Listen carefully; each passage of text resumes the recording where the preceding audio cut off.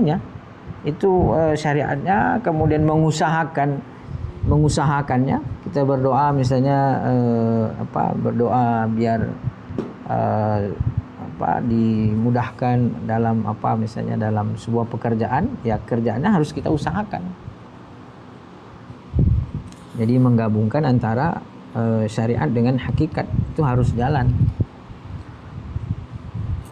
Nah, kemudian ketika Allah menjamin, maka ada perkataan di sini, perkataan Syekh Abdul Hasan Asy-Syadzili, Allahumma inna qad ajazna an daf'id darar an anfusina min haitsu la na'lam bima na'lamu fa kaifa la na'jizu an dzalika min haitsu la na'lam bima la na'lam. Wa qad qala ba'dul mufassirin fi qoulihi ta'ala wa rabbuka yakhluqu ma yasha wa yakhtaru. Jadi Allah menciptakan segala sesuatu dan dialah yang memilihkan.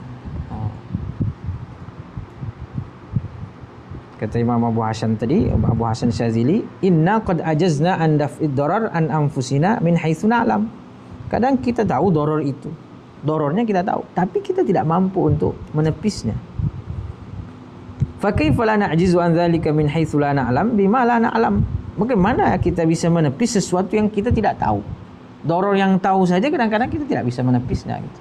Apalagi doror yang kita tidak tahu. Maka Allah Subhanahu wa taala itu menjamin doa kita diijabah, tapi yang memenuhi syarat itu masuk pada 3 kriteria. Allah berikan secara cash langsung. Yang kedua, Allah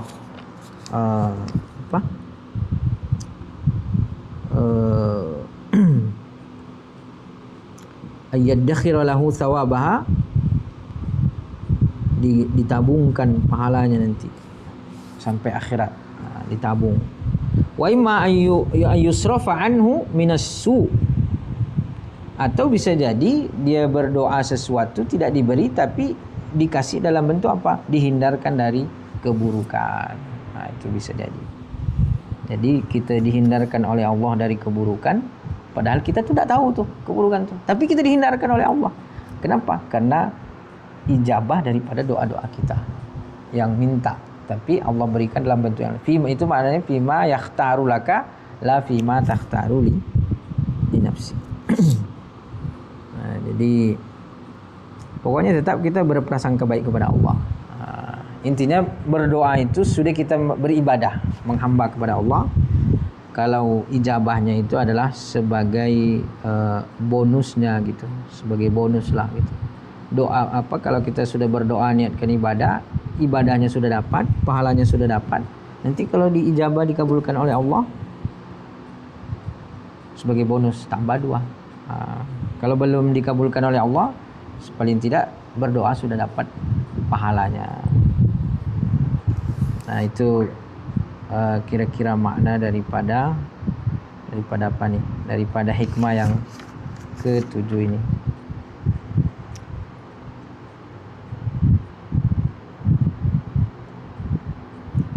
Di sini disebutkan apa?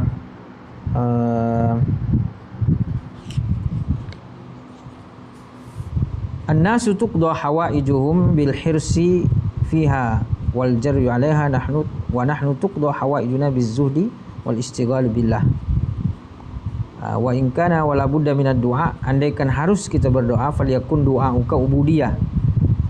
Jadi kita itu memang ya diperintahkan berdoa, maka doa di situ ubudiyah, ya penghambaan tadi itu. Tidak hanya semata-mata karena butuh berdoa, ada butuh berdoa, tidak gitu, tapi doa itu adalah sebagai ubudiyah, sebagai penghambaan ibadah gitu.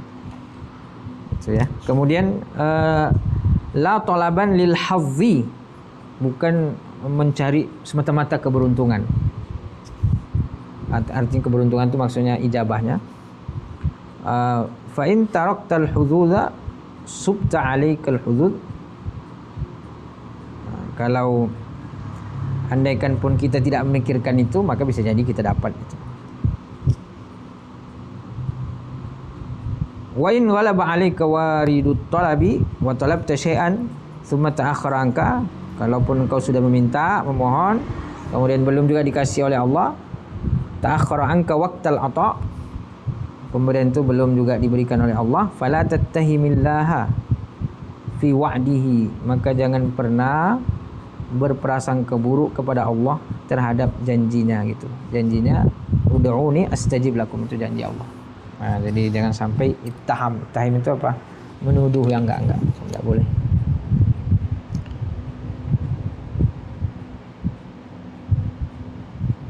Wa qala Syekh Abdul Aziz Al-Mahdawi radhiyallahu anhu, salah satu ahli ini ya, ahlullah.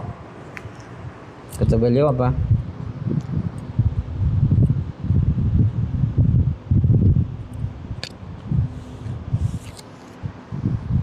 Wa man lam yakun fi du'aihi tarikan li ikhtiyarihi radiyan bi ikhtiyaril haqqi ta'ala lahu fa huwa mustadrijun mimman qila fihi lahu uktu hajatahu fa inni akrahu an asma' sautahu fa in kana ma ikhtiyaril haqqi ta'ala la ma ikhtiyari nafsi kana mujaban wa illam yu'ta wal a'malu bi khawatimiha. Karena salah seorang ahlullah wali Allah mengatakan begini, kalau dia doanya itu malam yakun du'ahu fi du'aihi tarikan ikhtiyarihi, jadi dalam doanya itu dia tidak meninggalkan ikhtiarnya. Jadi dalam berdoa itu kita harus memasrahkan kepada Allah pilihan kita, kehendak. Kan tentu kita berdoa itu kan ada keinginan. Nah, tapi keinginan itu kita harus pasrahkan kepada Allah. Serahkan kepada Allah. Kalau tidak dia serahkan kepada Allah, artinya hawa nafsunya tetap harus itu, keinginannya harus itu, hasratnya. La ma'akhtiyarillahi ta'ala, tidak dia pasrahkan untuk kepada Allah, maka bisa jadi dikabulkan oleh Allah, mujaban, bisa jadi dia dikabulkan oleh Allah, tetapi dia termasuk yang mustajil, yang tergesa-gesa. Dan kemudian Allah mengatakan mimman qila fihi, dikatakan kepadanya, Allah mengatakan kepada malaikat ya, uqdu hajatahu fa inni akrahu an asma' sautahu, berikan apa yang dia minta, aku tidak senang lagi mendengarkan suaranya berdoa. Jadi kadang-kadang kita itu belum dikabulkan doa kita karena Allah senang mendengarkan suara kita dalam mengeluh dan mengadu. Nah, itu bedanya Allah dengan manusia. Kalau manusia mendengar orang mengeluh kan bosan kita kan. Dikit-dikit ngeluh dikit. Tapi kalau Allah, kalau kita mengeluh, merengek gitu, nah itu kadang-kadang Allah senang. Makanya belum dikasih-kasih gitu, biar merengek terus kan. Biar merengek kepada Allah, mengeluh. Rabbi massani yadurru wa anta arhamur rahim. Itu Nabi Ayub alaihissalam. Jadi kalau dia tetap sesuai dengan hasratnya, menginginkan, jadi dalam doa itu ada hawa nafsu juga. Ya mungkin zahirnya ibadah kan, tapi disertai dengan hasrat, keinginan dia. Nanti kalau tidak tercapai, maka dia menuduh Allah yang tidak-tidak. Mungkin dia tidak menuduh secara lisannya Allah zalim kepada Allah ini, tapi secara hatinya dia kecewa kepada Allah. Kalau sudah kecewa kepada Allah, berarti dia tuh berjalan sesuai dengan ikhtiar dia, tidak ma'a ikhtiarillah. Sementara dalam doa itu harus tarikan li ikhtiyarihi laji'an ila ikhtiarillah. Jadi doanya dia jalankan, tapi pilihannya dia pasrahkan kepada Allah. Mana yang Allah berikan itu yang terbaik. Tapi itu butuh latihan memang. Tidak mudah gitu. Dan kadang kita maunya yang sesuai yang kita minta gitu. Ya belajar menata hati kita, hubungan kita dengan Allah Subhanahu wa taala. Wa in kana ma ikhtiyaril haqqi ta'ala la ma ikhtiyari li nafsihi. Tapi kalau dia berdoa dan sudah memasrahkan pilihannya itu kepada Allah, batinnya dalam esensi doanya dia sudah pasrahkan kepada Allah, la ma ikhtiyarihi li nafsihi, bukan atas kehendak hasrat hawa nafsu dia, keinginan dia, maka di situ kana mujaban, di situ dia sebenarnya sudah diijabah. Wa illam yu'ta, meskipun saat itu belum diberikan. Wal a'malu bi khawatimiha, pada akhirnya kan amal itu sesuai dengan penutupnya. akhirnya seperti apa. Nah, kan doa walaupun belum dikabulkan di dunia, tapi kan nanti penutupnya di akhirat dikabulkan. Nah, itu maknanya itu kira-kira. Jadi doa penting. Doa bukan tidak penting. Doa itu adalah sebagai ibadah, sebagai silah kita dengan Allah. Dalam doa ada harapan. Kita mendoakan saudara-saudara kita di Palestina, di situ ada harapan ya. Tapi tetap kita tidak menyertakan hawa nafsu kita. Hasrat kita, boleh hasrat itu, tapi tetap dia pada akhirnya nanti mentok kembali kepada hikmah yang kedua kan. As-sawabikul himami la takhriku aswar al-aqdar. Bahwa kuatnya hasrat yang menggebu-gebu itu tidak akan pernah menembus daripada ketetapan dari Allah Subhanahu wa taala. Nah, bukan berarti kita ini Jabariyah ya, bukan. Kalau Jabariyah itu kan memang tidak ada usaha. Kalau kita usahanya kita jalankan, maksimalkan sesuai dengan syariatnya, tetapi isinya itu kita pasrahkan kepada Allah. Nah, di situ.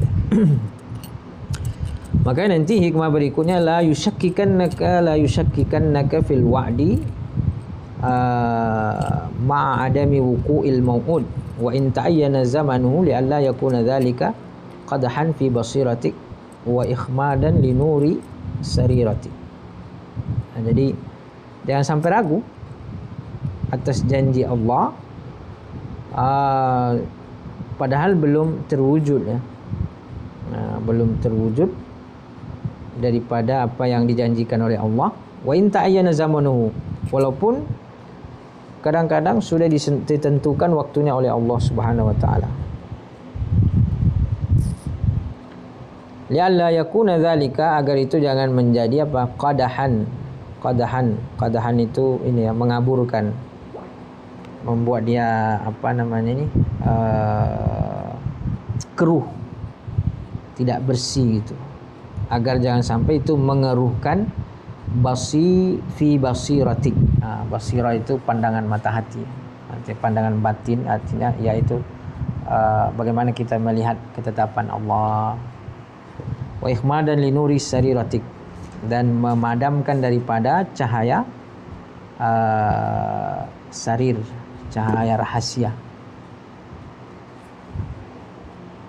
Jadi pokoknya intinya jangan pernah kita meragukan janji Allah gitu.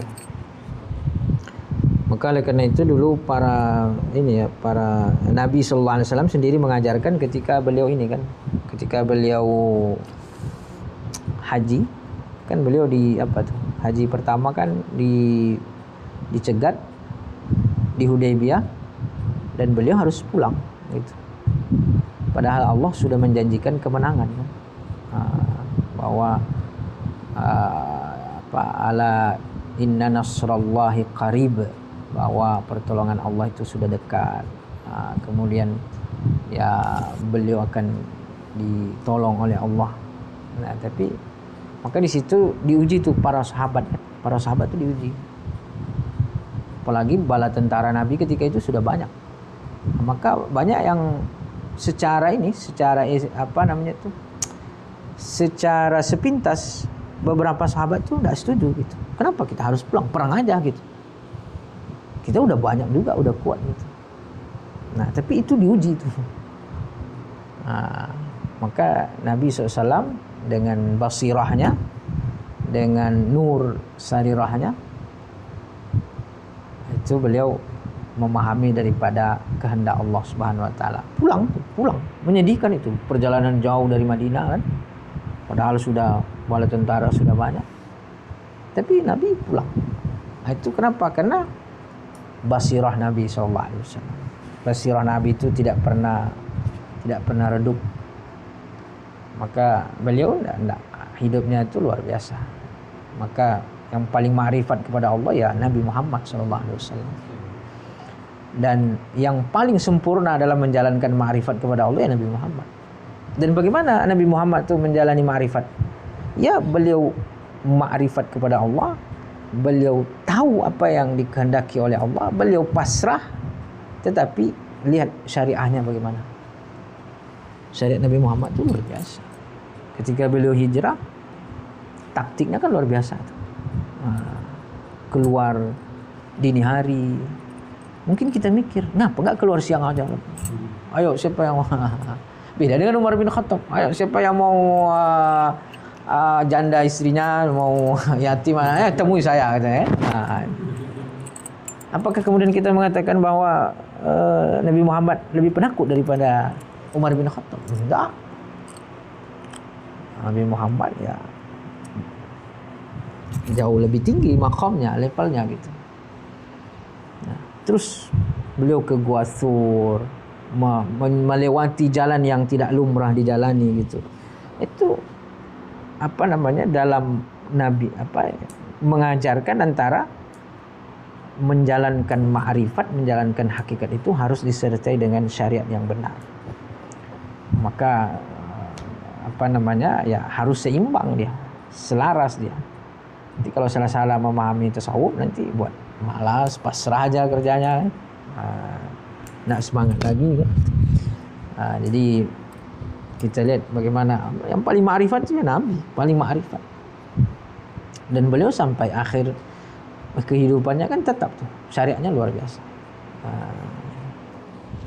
Jadi jangan kita memandang orang ini kurang yakin kepada Allah. Bukan. Masalah yakin itu urusan hati. Tapi zahir kita itu diperintahkan untuk itqan dalam segala pekerjaan. Innallaha yuhibbul 'abda idza amila amalan ayutqina. Allah mencintai seorang hamba kalau dia bekerja, dia ahli di pekerjaan. Dia maksimal dalam pekerjaannya. Allah tidak mengatakan hasilnya maksimal, bukan. Tapi pekerjaan maksimal itu yang dicintai oleh Allah. Jadi ini perlu kita kadang-kadang subhat yang diapakan ke tasawuf, bahwa orang kalau sudah bertasawuf malas-malasan, itu tidak betul. Guru-guru kami di Mesir, ahli-ahli sufi tasawuf, lisannya nggak pernah berhenti berzikir, mereka jadi pejabat, jadi DPR, jadi ini, jadi itu. Bahkan ada namanya Syekh Zakidin Ibrahim, beliau ahli tariqah, ahli suluk, tapi murid-muridnya pegawai DPR, menteri. Itu murid-muridnya. Boleh mereka menjabat menteri, tapi hatinya tidak pernah lepas, zikirnya tidak pernah lepas dengan Allah. Jadi terkadang antara zahir itu tidak menerjemahkan dengan yang di hati. Jadi tidak bisa kita menghukumi zahir orang, tidak bisa. Jadi tetap dia kembali kepada basirah. Maka Nabi Muhammad ketika Allah mengatakan kan, wa ma yantiqu anil hawa in huwa illa wahyuha. Nabi itu tidak berbicara sesuai dengan hawa nafsu. Pulang Nabi itu. Apa yang terjadi? Buktinya tahun berikutnya Nabi masuk, tidak ada perlawanan. Idza jaa nasrullahi wal fath wa ra'aitan nas yadkhuluna fi dinillahi afwaja fasabbih bihamdi rabbika wastaghfir innahu kana tawwaba. Sahabat-sahabat yang tadinya mungkin kurang terima, itu langsung tahu hikmahnya. Tahun berikutnya baru kan. Itu. Tapi ya, Masya Allah sahabat itu karena suhbahnya dengan Nabi SAW, maka sahabat mendapatkan keberkahan.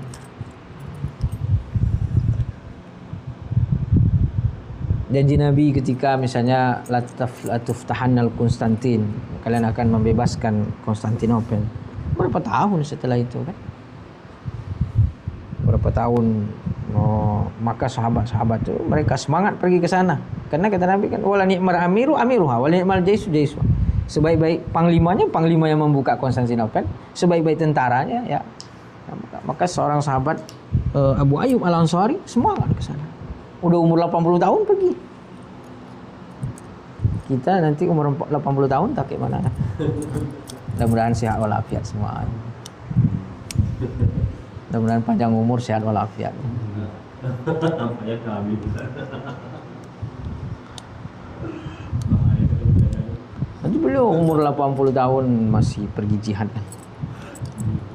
Dan kata beliau, kuburkan di mana saya titik terdepan dari pasukan itu. Maka makam beliau kan dekat dengan istana Konstantinopel. Sahabat tuh sudah ke sana tuh, menginginkan. Enggak juga, belum terwujud. 500 tahun setelahnya baru terwujud. Jadi berapa generasi itu?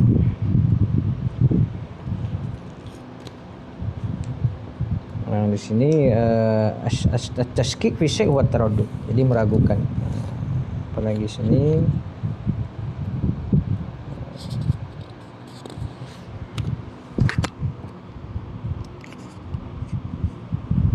di sini disebut dibahas nih. Wa amma qadiyatul Hudaybiyah falam yata'ayyan fiha zamanul wa'di liqauli ta'ala fa'alima ma lam ta'lamu. Di sini ada juga ni. Na'udzu billahi Allah maha.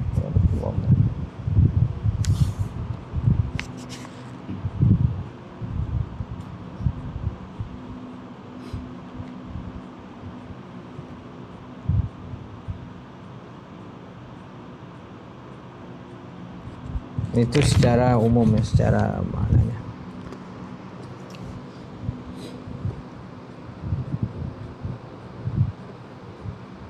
Jadi intinya pasti ada hikmah lah yang Allah ketahui. Jadi segala sesuatu yang yang ditakhirkan oleh Allah Subhanahu wa taala, itu kita berprasangka baik bahwa pasti ada hikmah di sebalik itu. Jangan sampai dia merusak iman kita, merusak hati kita terhadap keyakinan kita terhadap ketentuan Allah Subhanahu wa taala. Itu kira-kira.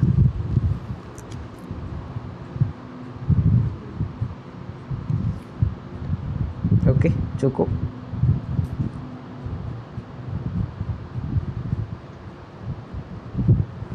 Nanti hikmah berikutnya apa lagi? Idza fataha laka wijhatun minat ta'arrufi fala tubali ma in qalla amalak fa innahu ma fataha alayka illa wa yuridu ta'arruf ilaik la taru mawduhu.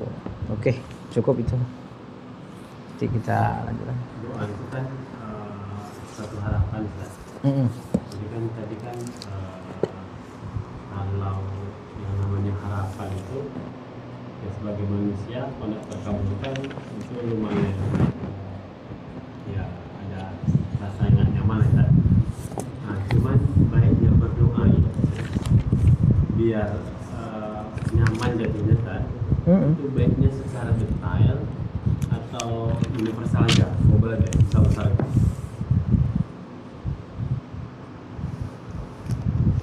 Itu teknisnya tidak ada masalah, mau detail mau global tidak ada masalah.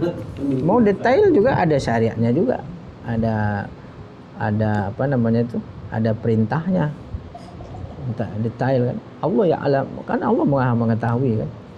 Bukan masalah detail atau globalnya sebenarnya. Intinya adalah kaitannya dengan doa kita, dengan hati kita, keyakinan kepada Allah gitu. Jadi mindset kita terhadap doa, bahwa mindset kita terhadap doa itu apakah dia sebuah penghambaan atau dia adalah hasrat dari kita gitu. Apakah itu ibadah yang kita persembahkan kepada Allah atau di situ ada ibadah transaksi gitu. Kita berdoa harus ada ininya. Nah itu. Nah, orang yang masih kayak saya nih, masih level-level bawah, itu doanya transaksional. Nah, transaksional gitu. Tapi yang sudah level atas itu doanya dia persembahan, bukan transaksional dia. Tarikan li ikhtiyarihi ila ikhtiyaril haqqi. Dia menjalani zahirnya, tapi ikhtiarnya tidak disertakan di situ. Ikhtiar dia tidak ada di situ. Ikhtiarnya dia pasrahkan kepada ikhtiarnya Allah. Karena Allah yang Maha mengetahui, Allah yang Maha memilihkan yang terbaik untuk dia gitu. Nah, tapi kalau masih standar gitu, itu dia dalam doanya menyertakan ikhtiarnya, pilihannya gitu. Ya Allah, kabulkanlah ya Allah. Kalaupun belum ya Allah, kabulkanlah ya Allah. Kalaupun bukan dia, jadikan dia ya Allah. Gitu. Itu berarti ada hasrat kita di situ yang masih menggebu gitu.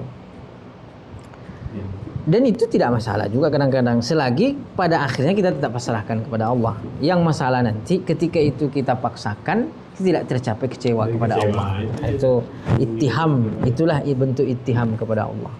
Maka tadi kan fala tattahimillah, jangan pernah menuduh Allah yang tidak gitu. Nah, jadi bukan masalah dia detail atau tidak. Mau detail, kalau ada waktu ya detail kan. kalau ada waktu kan. Nah, kadang-kadang orang-orang yang ini tidak punya waktu, dia detail, dia lebih banyak waktu untuk berzikir kepada Allah daripada minta. Man syaghalahu dzikrihi, siapa yang sibuk zikirnya kepada Allah, maksudnya ibadahnya, daripada mintanya, Allah akan memberikan kepadanya lebih baik daripada orang yang meminta gitu. Nah, makanya ada juga riwayat-riwayat bahwa para nabi itu malu dia, orang-orang soleh meminta itu malu dia. Itu. Iya, bukan itunya dia. Anda ada masalah kalau itu, nanti tergantung kepada ininya lah, tergantung kepada balik kepada mana yang doa itu bagian daripada zikir juga gitu. Nah, jadi apa namanya? Dia kalau sudah doa sebagai persembahan, itu nanti sama zikir sebagai persembahan. Nah, kenapa bisa dinilai baik zikir dengan doa lebih baik zikir? Karena zikir itu biasanya tidak ada hudzuz kita di situ. Hasrat kita ketika kita berzikir subhanallah walhamdulillah, kadang-kadang kita tidak disertai dengan hadzun nafsi, tidak disertai dengan nafsu kita yang menggebu untuk menggapai sesuatu gitu. Pakai zikir ini supaya banyak dapat rezeki ya. Tapi kan sama enggak? Zikir untuk kita pengen punya rezeki. Atau selawat. Itu zikir-zikir tertentu ya, betul, zikir-zikir tertentu gitu ya. Iya. Tapi kan kebanyakan zikir itu kan tidak begitu dia. Ada huzuz.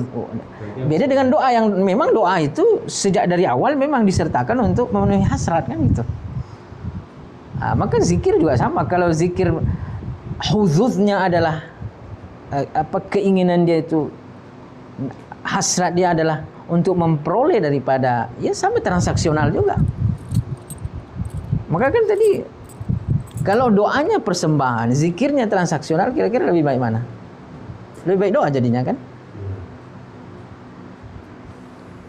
Makanya dia balik kepada hakikatnya itu.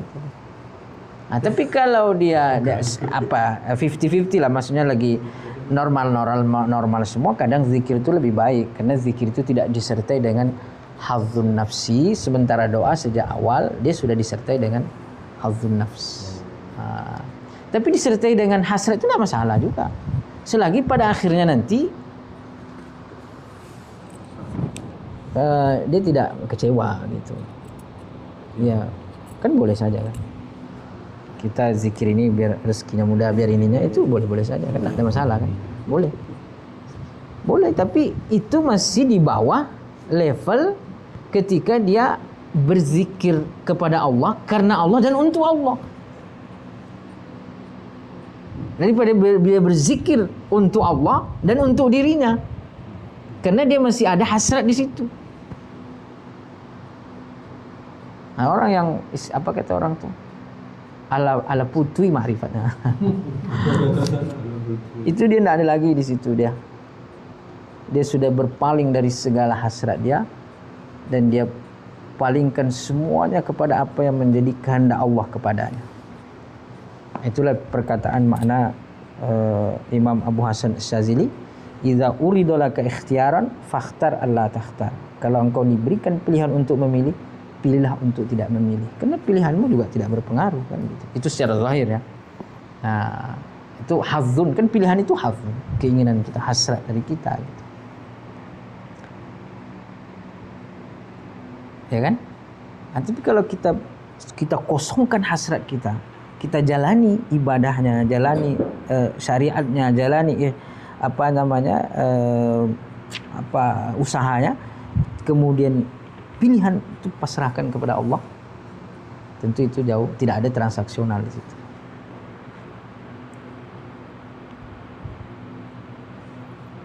Itulah makna daripada kalam-kalam para sufi ketika misalnya disebutkan, ya Allah, aku beribadah kepadamu bukan karena ingin surga, meninggalkan maksiat bukan takutkan dengan neraka. Maknanya semua dibawa ke sana gitu. Jadi beribadah murni karena Allah. Tapi kan tidak salah beribadah karena mengharap pahala, mengharap apa. Ini kan levelnya saja gitu kan, level. Tapi yang paling penting itu tidak kecewa kepada Allah. Gitu. Kan kalau di dunia motivasi ya, motivator itu ada istilah afirmasi dan meditasi kan. Nah, intinya kan sebenarnya kalau kita di dalam Islam itu sama dengan berdoa gitu kan. Nah, cuma kalau biasanya sih kayak meditasi itu kan agama lain yang membuat. Nah, kalau kita sebagai muslim, afirmasi atau meditasi itu gimana, Ustaz? Kalau bahasa sederhananya afirmasi itu gimana? Sederhananya lah maksudnya. Aplikasinya gitu. Meditasi berdiam diri. Nih, kalau mau tidur pagi, saya sehat, saya gitu. Benar. Apa? Bagian doa juga kalau. Itu sebenarnya kan kalau kita kan doa ini. Caranya aja. Cuma kita kan ada cara-cara yang lebih susah. Sugesti ya. Persepsi lah ya. Ini. Oke. Terus ini tadi apa? Ya maksudnya di agama kita dibolehkan itu atau dianggap sebagai kesyirikan atau gimana gitu? Meditasi tadi apa tadi kalau meditasi sederhananya? Meditasi itu sebenarnya memfokuskan pikiran sambil berzikir kan. Jadi sebenarnya meditasi kalau kita di ilmu pernafasan itu, jadi kalau mereka kan mengosongkan pikiran kemudian menyatu lah dengan frekuensi alam gitu. Kalau kita kan cara menyatu dengan frekuensi alam ini kan lebih gampang kayak kita sambil berzikir sebenarnya kan. Muhasabah pokoknya ternyata. Kita Tawajud tidak kota ikat. main apa? Tarik nafas, buang nafas, tapi kita kayak sambil Yoga. Allah, kita lapas gitu. Lebih praktis gitu. Iya, sama sekali tidak bertentangan dengan apa kan? Maksudnya gini, kan jelas tuh bahwa engkau sesuai dengan persangkaanmu kepada Allah, kan gitu. Artinya kita harus memotivasi diri kita ya kan, motivasi bahwa kita tuh harus memikirkan yang positif-positif, maka itu yang akan terjadi. Itu sesuai dengan syariat semua itu, sesuai syariat. Boleh. Ya bukan boleh aja, sunnahnya begitu, anjurannya begitu, sama dengan kita menyusun rencana dengan baik, perencanaannya baik, ya harus sesuai dengan ilmu perencanaan, nggak boleh asal-asalan, harus maksimal manajemennya, pelaksanaannya, perencanaannya ya, kemudian manajemennya, kemudian controllingnya, evaluasinya harus itu, harus targetnya harus sesuai itu. Tapi kan ininya esensinya bahwa ikhtiar kita itu adalah sebagai ibadah tadi, sebagai ibadah, bukan sebagai penentu daripada akhir, bukan sebagai penentu daripada akhir perjalanan gitu, akhir jalan tidak, tapi dia adalah sebagai persembahan. Ikhtiar itu sebagai persembahan, kita berprasangka baik kepada Allah, kita memotivasi diri kita, itu perintah Allah. Kata Nabi berprasangka baiklah kau sesuai dengan persangkaanmu gitu. Itu sesuai. Ya artinya itu sesuai dengan syariat, tidak bertentangan dengan syariat. Kalau meyakini bahwa itu tetap pelaksanaannya itu tetap sesuai dengan syariat, tidak menyalahi syariat ya, menyalahi fikih. Itu larinya ke fikih itu. Nggak pakai nakal. Ya, larinya ke fikih itu. Itu masalahnya fikih. Tapi isinya itu dia bahwa akhir daripada isi daripada aktivitas kita itu, perencanaannya ininya harus wa 'alallahi falyatawakkalul mu'minun. Rencanakan, actingkan, kemudian laksanakan dengan baik, tapi tawakalkan kepada Allah. Isinya tawakal. Jadi tawakal itu bukan di ujung sebenarnya. Tawakal itu mulai di awal kita bergerak melangkah itu sudah tawakal. Kalau orang bilang kan usaha, doa, tawakal. Itu mungkin secara urutan ininya gitu, urutan kejadiannya gitu. Tapi kalau dalam enggak. Mulai dengan doa, mulai dengan usaha, Mulai dengan tawakal. Sejak awal itu kita sudah harus tawakalkan kepada Allah. Tidak ada, sejak awal itu tidak boleh kita memaksakan hasrat kita. Itulah yang nanti kekecewaan di situ. Tapi sejak awal kita ikhtiar, sejak awal kita usaha, itu sudah ada kepasrahan. Sama dengan burung kan. Burung ketika keluar terbang itu sudah pasrah ya. Tapi bukan berarti dia tawakal tinggal di sarang. Enggak. Tapi dia terbang, pulang dia dalam keadaan kenyang.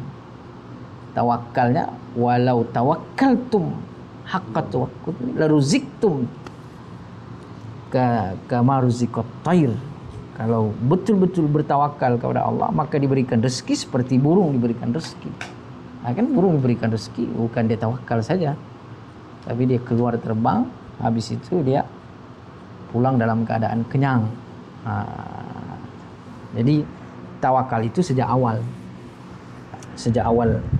Kalau kita jelaskan Bismillahi tawakkaltu ala Allah, ya kan? Itu permulaan kan.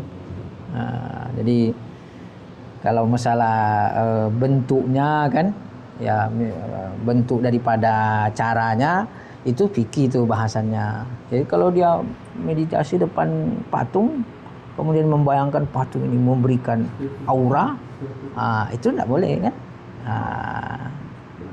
Tapi kalau dia meditasi, dia mau fokuskan apa dia zikir dia kepada Allah, kefokusannya gitu kan. Kan di tarekat Naqsyabandi itu ada zikir apa namanya?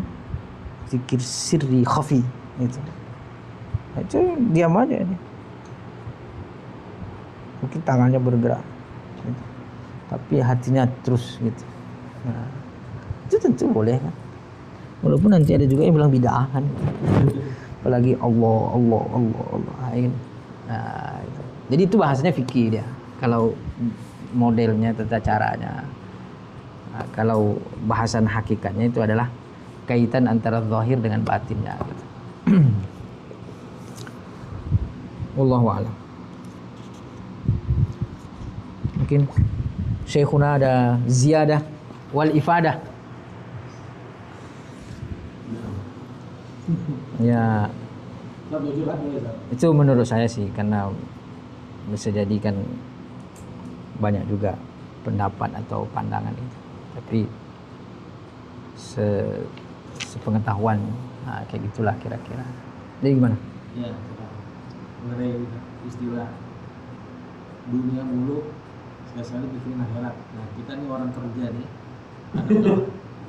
kawannya dia dulu untuk dakwah nih dibela-belainnya pakai waktu kerja dia.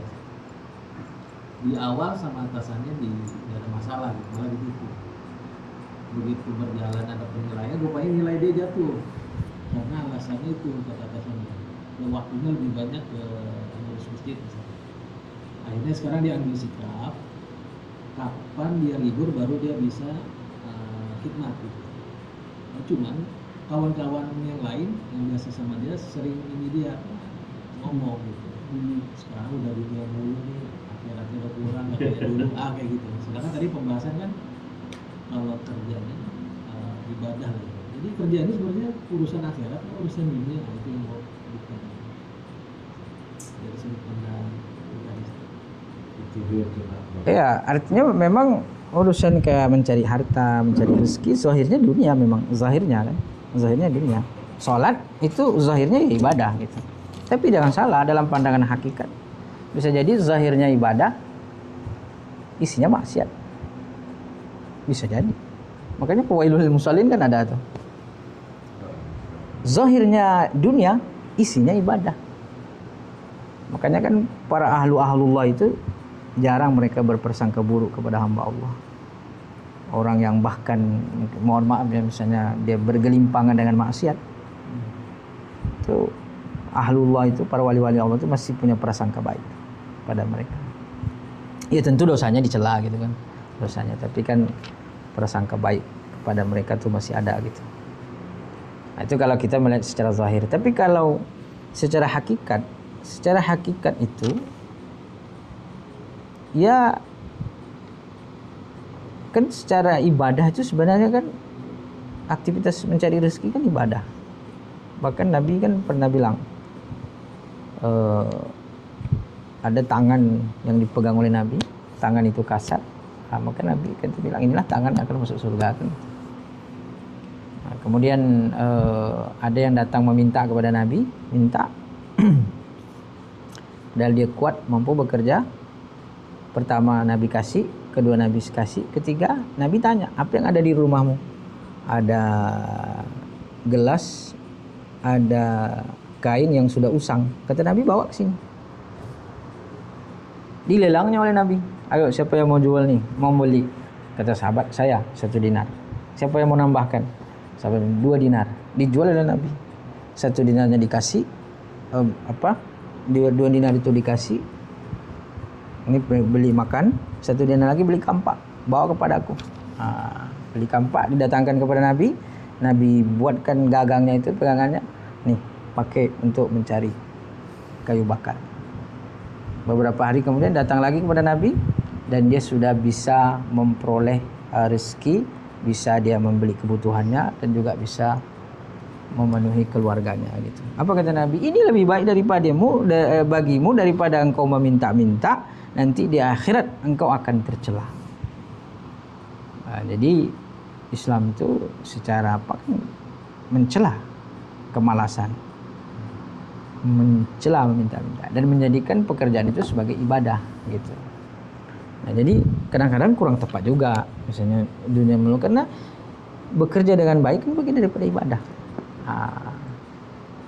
Jadi pada hakikatnya kalau secara hakikat, kalau kita misalnya bekerja dengan baik di kantor, maksimalkan tanggung jawab memanah kan, apalagi melihat orang-orang korupsi banyak kan, kita aman dari korupsi misalnya. Di saat orang berlomba-lomba dalam masalah kemewahan, kita bekerja tetap sederhana, berusaha menjadi teladan, menjadi uswah, ibadahnya luar biasa kan. Di saat orang memanfaatkan segala macam fasilitas berlebih-lebihan, dia tetap sederhana kan, disuruh di situ ada nilai kebaikan kan. Zahirnya dunia, isinya ini. Itu pentingnya tasawuf. Jadi jawabannya berarti gini, teman-teman yang suka mencela itu coba diajak ngaji hikam dulu gitu ya. Jadi hakikatnya itu kita berpindah dari sholat berpindah kepada pekerjaan. Hakikatnya itu berpindah dari satu ibadah kepada ibadah yang lain. Nah, makanya kan idza nudiya lis-salati fas'au, idza qudiyatis salatu fantashiru. Fas'au perintah, fantashiru perintah, sama-sama perintah. Tinggal lagi ya apakah perintah ini yufidul wujub? Yang pertama, yang kedua yufidul nadab, sunnah, dan berbagai macam penafsiran ulama di situ. Tapi kan secara zahir sama-sama perintah itu. Datang ke masjid perintah, fantashiru fil ard, bertebaran di atas muka bumi, perintah juga kan. Siapa yang merintah? Sama-sama Allah yang merintah. Jadi rasanya kita tidak ada masalah. Makanya dunia itu tercela bukan karena dunianya, tapi karena perilaku orang. Dan itu berpotensi pada yang zahirnya ibadah, berpotensi pada sholat, berpotensi tercela. Sedekah berpotensi tercela. Maka dunia itu tercela bukan karena dunianya, tapi karena perilaku orang. Suatu hari Nabi memilih Sayyiduna Amr bin As itu sebagai panglima perang.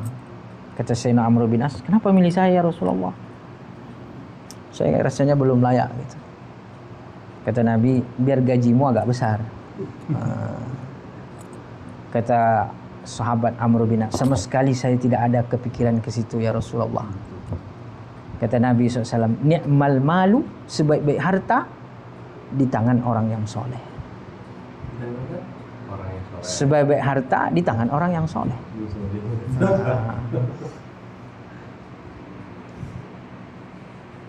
Ya kan? Jadi kalau kita integrasikan nih nas-nas terkait mengejar akhirat, ada juga nas-nas menyuruh mengejar akhirat, ngejar dunia gitu. Kalau kita lihat secara zahir kontradiksi, ya kan? Makanya khilaf nanti di antara para ulama. Mana yang lebih utama? Orang kaya yang bersyukur dengan orang miskin yang sabar. Itu khilaf di antara ulama nanti. Tapi kalau kita lihat secara syariat, ya, dan hal kondisi sahabat Nabi kan ada yang kaya raya, ada yang intinya adalah bagaimana kita mensinergikan antara hakikat dengan syariat itu. Jadi bekerja, beraktivitas maksimal, tapi kan harus tadi itu, artinya dia bekerja tidak melalaikan kewajiban kepada Allah. Bekerja itu kewajiban juga, tapi secara zahir kan dia dunia. Kalau secara hakikat itu, kalau bekerjanya sesuai syariat, ibadahnya juga sesuai tuntunan syariat, sama-sama dia berpatokan kepada syariat dengan baik, maka dia pada hakikatnya berpindah dari satu ibadah kepada ibadah yang lain. Tinggal lagi dia menentukan prioritasnya, prioritas yang mana. Maka seperti tadi dia dia ngurus masjid ibadah, kerja di kantor ibadah juga, ya kan? Kalau sudah betul nih, betul syariatnya di masjid, betul syariatnya, kemudian di kantor betul syariatnya, maka sama-sama ibadah nih. Tinggal lagi prioritasnya. Nah, dari segi prioritas kembali lagi ke fikih. Bekerja dia digaji itu kewajiban, masjid itu sunnah. Utamakan kewajiban daripada sunnah, ya kan? Itu kembali ke fikih itu. Nah, ya kan? Kalau memang dia tidak sanggup, dia berhenti kan, karena makan gaji kan. Ya. Nanti secara ini tidak warok lagi. Makan gaji tapi tidak penuh waktu, melalaikan kan kembali ke hakikat juga. Artinya tidak warok lagi, tidak zuhud. Makanya ada riwayat, ada seorang pemuda yang dia habis ibadah, habis sholat di masjid lagi, habis sholat di masjid lagi, duduk. Ditanya oleh Umar bin Khattab, wahai anak muda, engkau di masjid terus, siapa yang menafkahimu? Kata anak muda tadi, akhi, saudara saya. Apa kata Umar bin Khattab? Akhuka a'badu minka, saudaramu lebih tinggi ibadahnya daripada engkau. Tapi tidak tidak seserampangan itu. Maka nas-nas terkait dengan motivasi mengejar akhirat dengan nas harus disatukan dengan nas-nas yang motivasi mengejar dunia. Bagaimana diintegrasikan dengan baik. Nah, yang bisa mengintegrasikan dengan baik yaitu tasawuf dengan fikih. Kalau tidak nanti dia salah paham nanti. Salah paham tentang zuhud, tentang uzlah, tentang ini. Wallahu a'lam.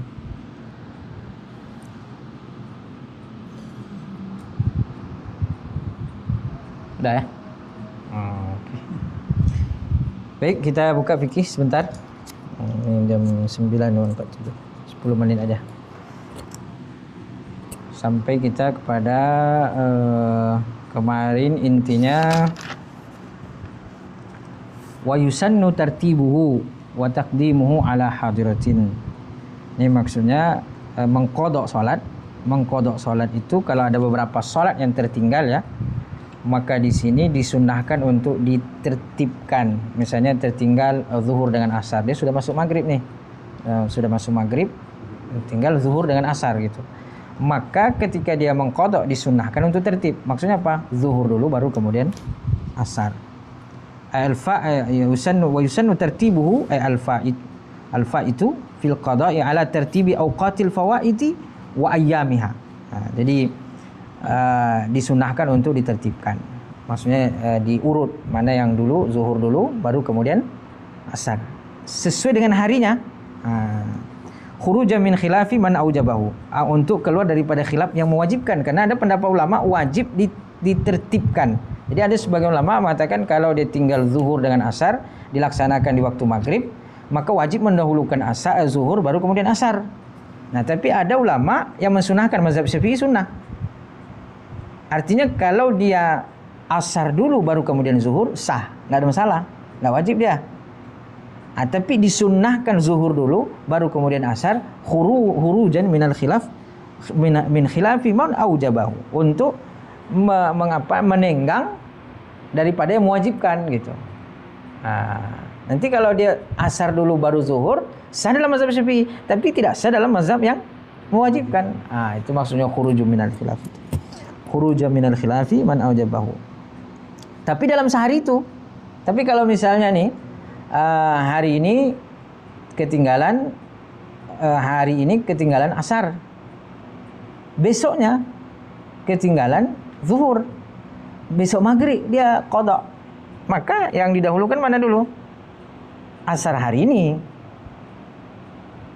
baru zuhur besoknya. Atau gini lah, misalnya kemarin dia tinggal kemarin dia tinggal asar kemarin, hari ini tinggal zuhur, di qada waktu maghrib atau setelah isya, maka mana dia dahulukan?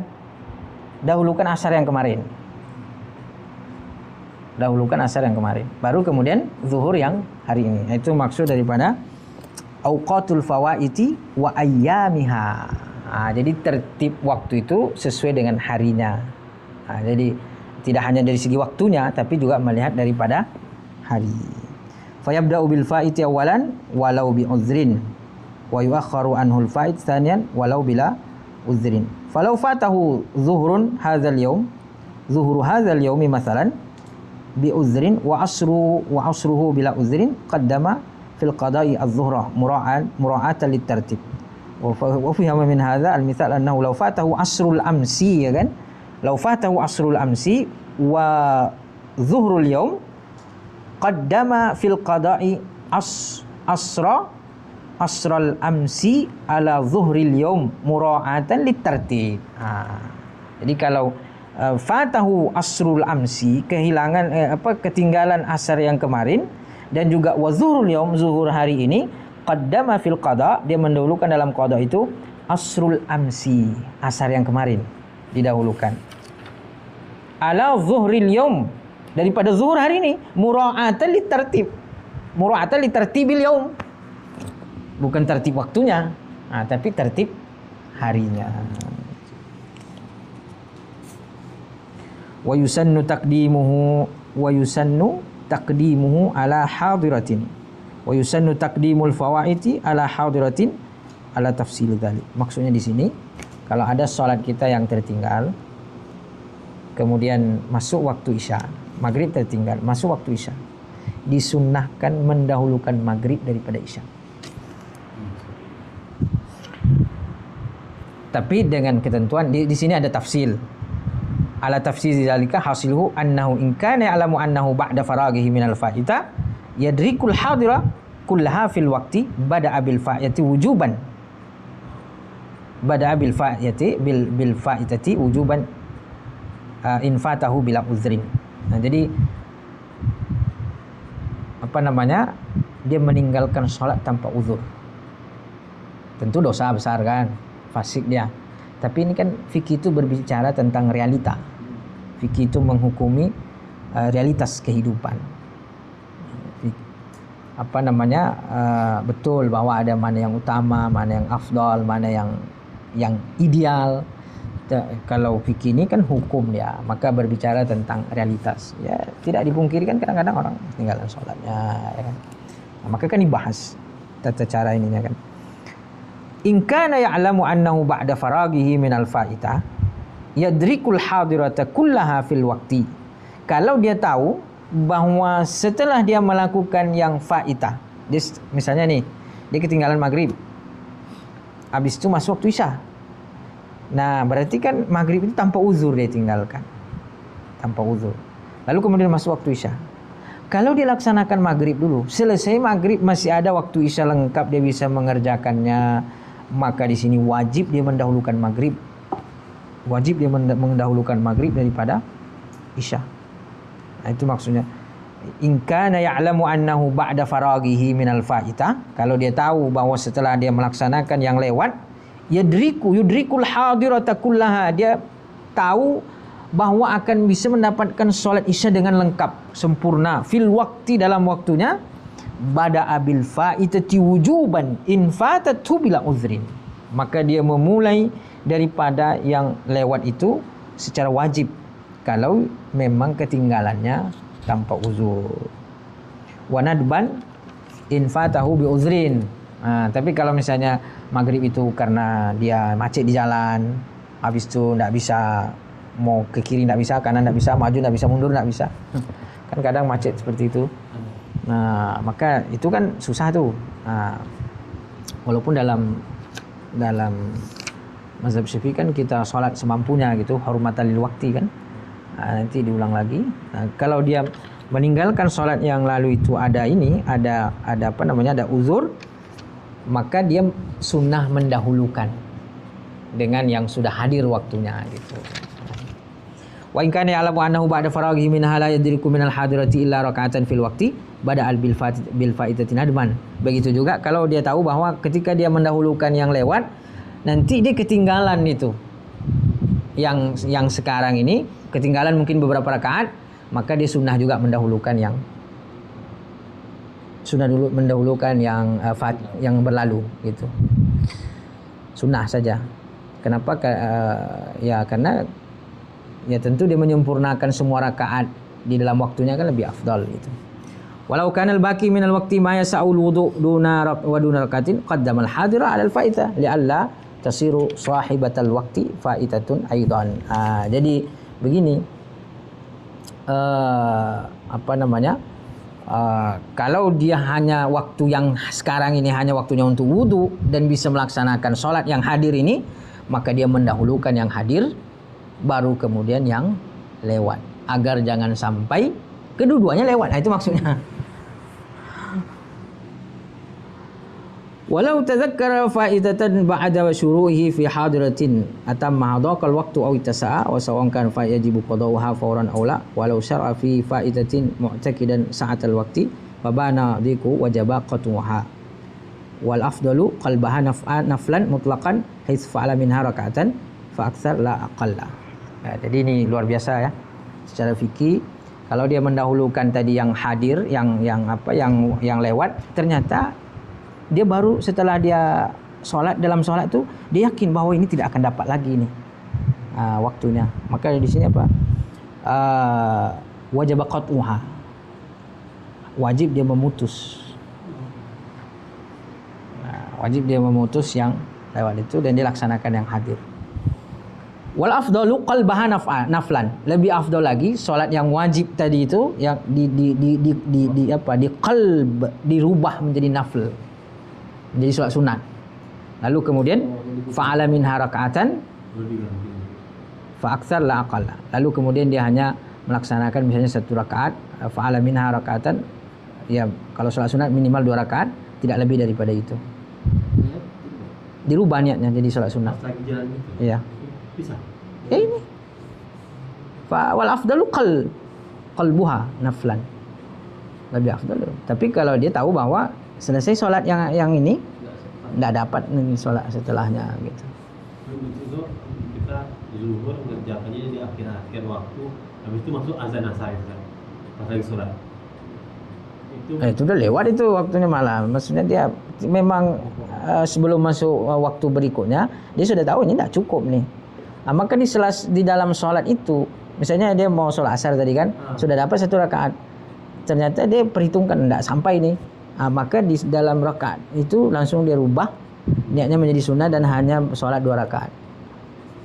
Sunnah mutlak. Ini kan kalau kita lagi sholat hajat nih, kita sunat tuh. Masuk azan subuh, sampai pun selesai. Itu gimana? Kalau itu sempurnakan aja, kan ada masalah, itu kan sholat sunat. Kalau sholat sunat kan tidak ada masalah. Dan itu kan tidak kasus seperti ini. Bukan kasus, ini kan kasus khusus nih. Dia melaksanakan mengkodok sholat yang lalu. Awalnya dia kira bahwa dia masih sempat menyelesaikan dan mendapat sholat yang sekarang. Ternyata setelah dia takbir, dia perhitungkan bahwa setelah dia selesai sholat ini habis waktu, sehingga waktu sekarang pun lewat juga. Itu maksudnya dia gitu.